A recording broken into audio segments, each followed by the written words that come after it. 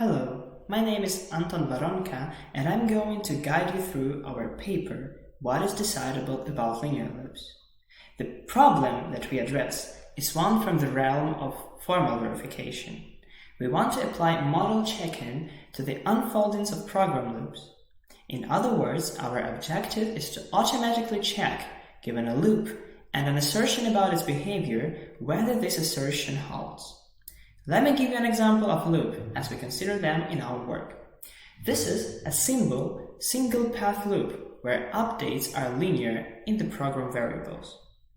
A sample question about this loop can sound as follows. Is it true that if the sum of variables is 0 after some loop iteration, then after the next iteration it is necessarily non-negative? It is not immediately obvious from the code what the answer to this question is. Notice that the property from our example is temporal, that is, it specifies a behavior of the loop as time evolves.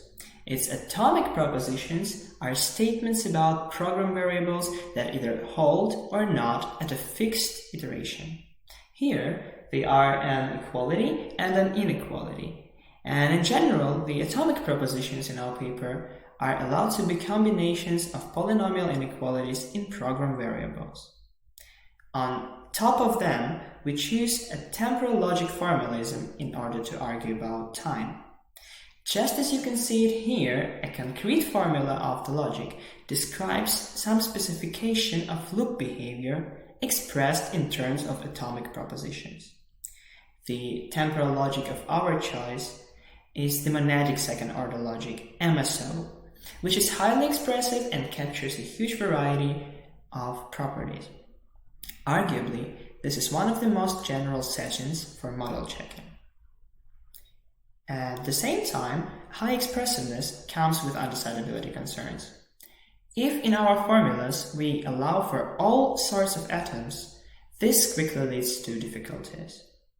This is already the case if in a formula as simple as this, P is general enough. Answering whether such a specification can be algorithmically checked is then equivalent to solving formidable problems in number theory. We have to ensure that our model check-in framework does not subsume problems which are not in reach modulo big open problems.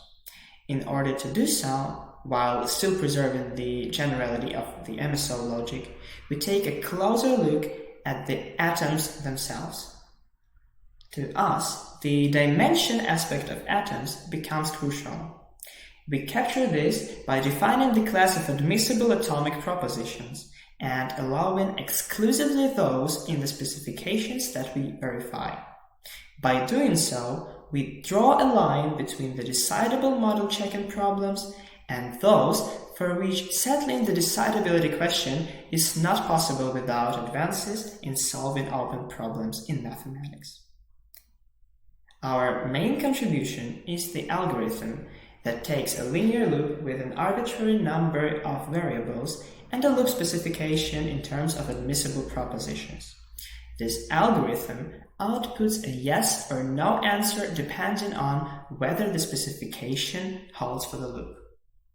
Moreover, based on previous research, we argue that relaxing any of the restrictions we put on propositions in our specifications runs up against serious obstacles. In our proofs, we use methods related to linear algebra and transcendental number theory, as well as Diophantine geometry. In my main talk at POPL, I am going to disclose some intuition behind both positive and negative results. Stay safe and see you in Philadelphia.